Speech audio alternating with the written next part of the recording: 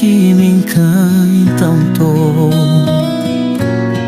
no teu abraço encontrei a cura, o teu amor me resgatou. Nas palavras sussurrou meu nome, trouxe paz ao meu coração. E nas noites de frio e fome, foste abrigo e proteção.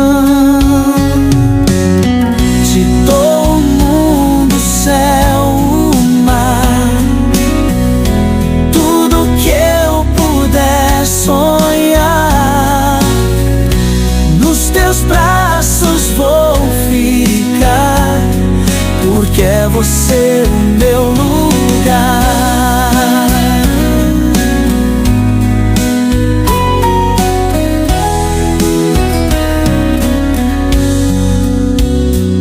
No horizonte desenhei meu sonho, com cores vivas de paixão. E ao teu lado, meu anjo tristonho, achei sentido e direção, dividindo os dias, sorrisos, construindo nosso amanhã.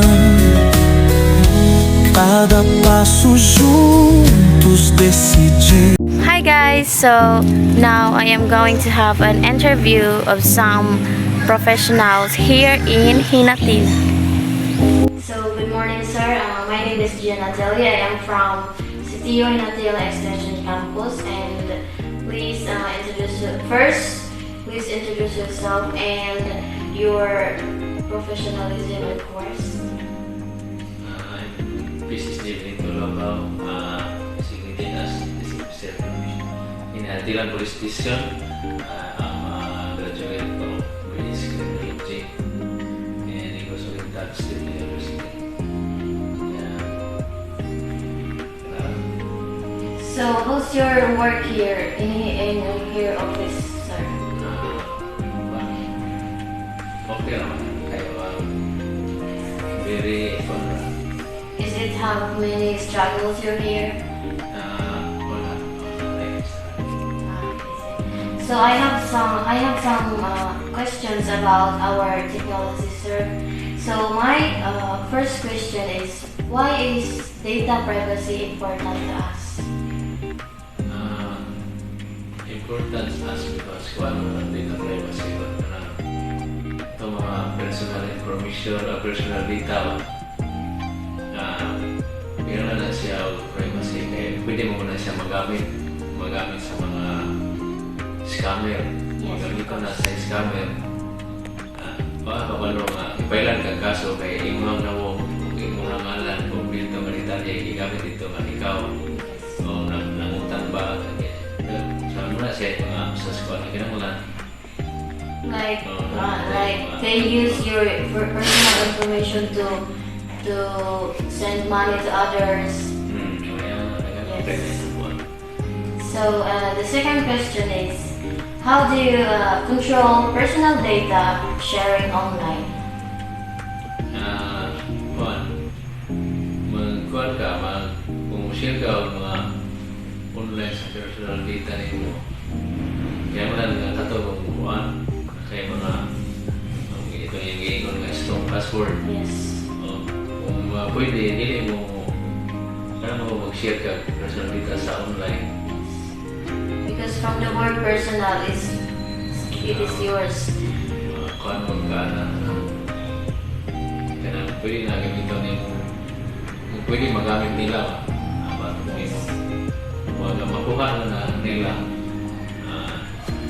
anytime makakabalo sa kuhan makakabalo mong magamit na ito nila sa mga pinuha. So for you sir, what is the advantage of cell phones to our students like us or in society? Kuhan matipid sa time, sa oras, time, ito ba yung matipid na sa time. Yes. Dahil, at least, wala na tayong hassle. Okay, ang mga, paano mga example, ang nakanan, pwede na ka maswila online, Yes. pwede ka mag-help, pwede na ka mag-consult online, pwede mag-sumo sa inyong doktor. Kaya turuan na sa imong pamilya, bisa nung layo ka, pwede makakuha mo na You siya can mga communicate. advantage. You can communicate. Dahil pwede na po kang ma-apply through online. Yes. Pwede na po kang mabayan sa mga sa mga sipiko, sa mga kuhan through online. Pero muna sa inyo ka, bisa nakikdara ka, pwede na gani kang makabayan kung katong yung mga utang. Kaya naray sulod yung Gcash, naray sulod yung bank. Pwede na And then, rather, what is the disadvantage of this? disadvantage kung mahak ang iyong account or disadvantage na sa virus or mahak pa kaya kung saan na siya gamiton sa minuang na kaya 100 million niya mahak na ang iyong kuhan niya ang iyong personal information makuha so katong mga nakakuha sa iyong personal information pwede na siya maka-withdraw dito sa iyong bank. Example lang ito, may tabo ni Kukuang, nawala yung kwarta sa kuhaan niya na ba lagi ganun nakawithdraw man itong kuhaan posible nga nakuha ngayang Information.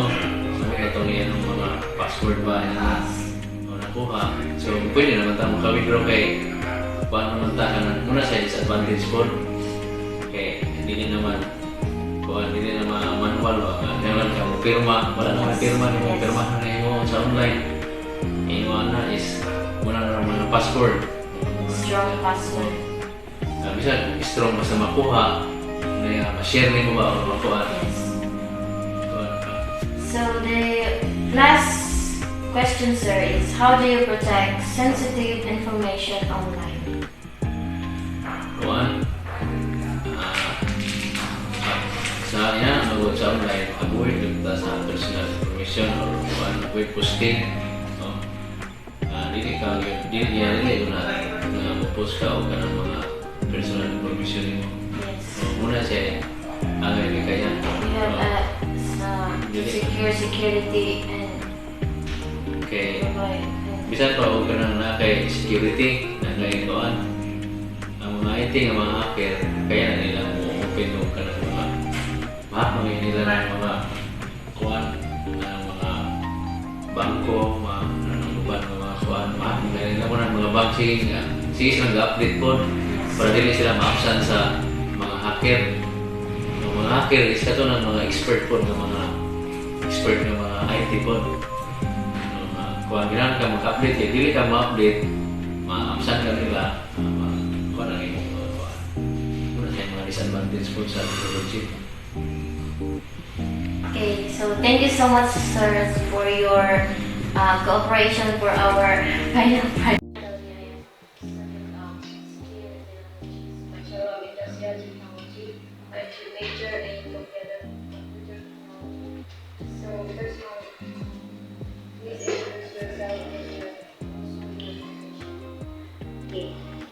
Ako si Norhani J. Laya, usa ka Project Development Officer 2. Designation mo is Municipal Link. So, kami ang mag-handle sa matawid per LGU.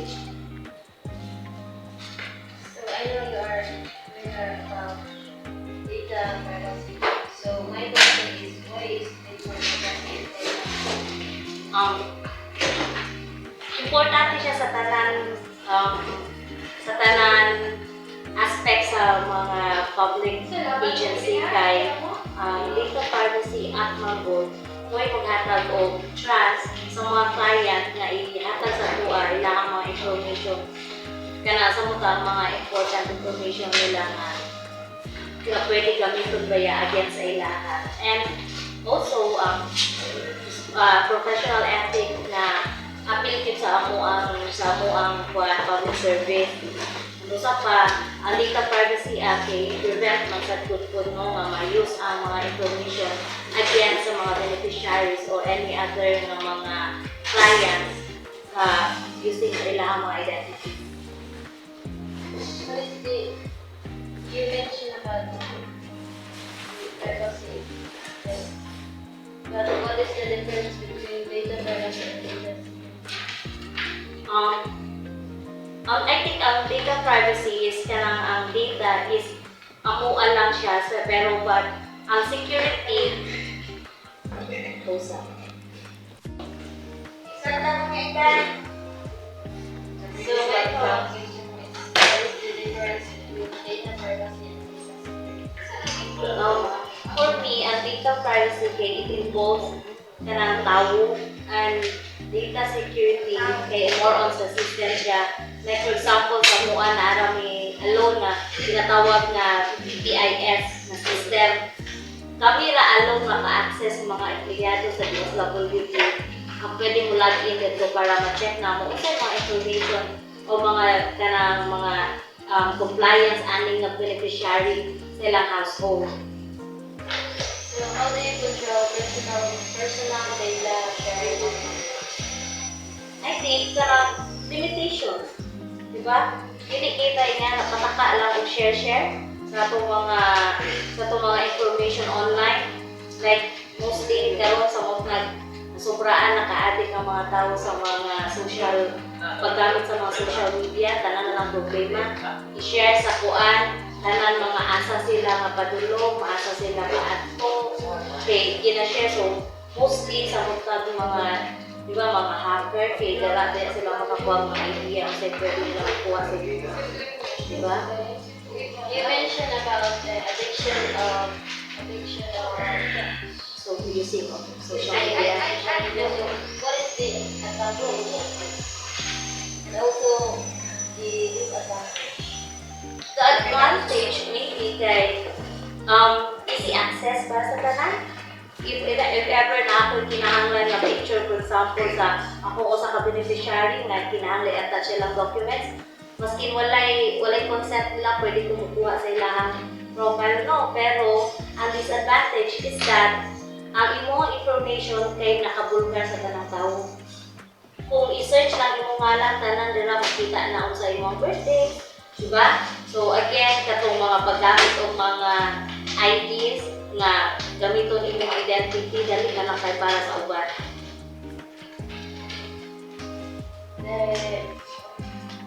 So the last question is how do you protect sensitive information? I think katong paggamit sa mga strong passwords like then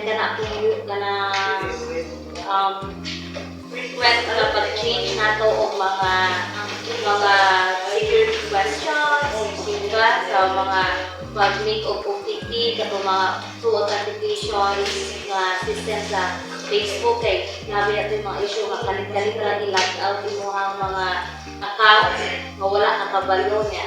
Anything hindi nakakalagin mo ito niya. Ako, make sure din ako from time to time updated akong email address o mga phone numbers na ina-register natin. So that's all. Thank you very much. So good afternoon, ma'am. I am Gian Atelier. I studied at Student Natila Extension Campus with Bachelor of Industrial Technology, major in Computer Technology. So first, please introduce yourself, ma'am, and also your profession. I'm Lorelei Javier. I completed my bachelor's degree in civil technology and Cebu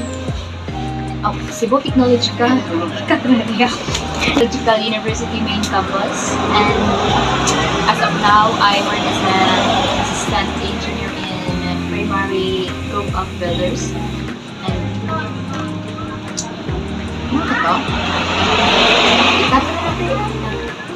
And then, so I know, ma'am, that you are familiar on the data privacy. So why is data privacy important? For me, data privacy is important. It's because that we need to have to secure our personal data. It's important. It's because fun siya nga digital ka ng privacy ganit sa boss sa dili sa natin. Most of the time i-share job so secure or personal data. What is the difference between data privacy and data security? Data privacy and data security. So, what are the, for you, ma'am, what are the disadvantages and advantages for using phones? Especially to the old generations. For me, the advantages for using the advantages of disadvantage. Advantages to for using phone is to easy to use and also we can communicate easy to communicate or to connect with people even in far away and also and the disadvantages for using phone is paano ka nang mo topic to siya sa imong health if patuyang ka o gamit and also ka na ganing di nakakabuhat sa imong mga daily life and everyday life. So, how do you control personal data online sharing? For me, to control personal data sharing is to not most of the time na mag-share ka all about sa imong self.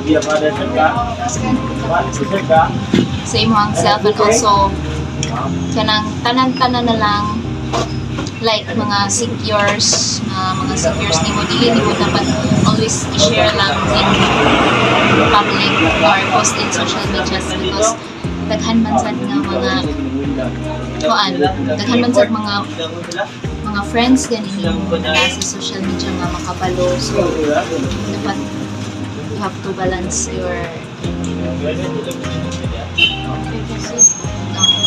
have to Make a strong password like that.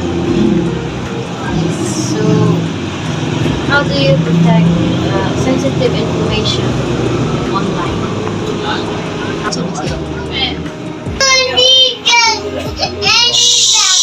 So, how do you protect sensitive information online? For me, to protect sensitive information online is dapat pwede man sa mag-lock profile ka o kanang dili makuhaan din ba kanang dili sa laing tao makuha din ng imong about information and also you have to create a strong password sa imong account so that dili dayon makuan ba dili mahilabtan sa mga scammers like hackers na kukuhaan sa imong kukuhaan sa nilabot. So, thank you so much for your time.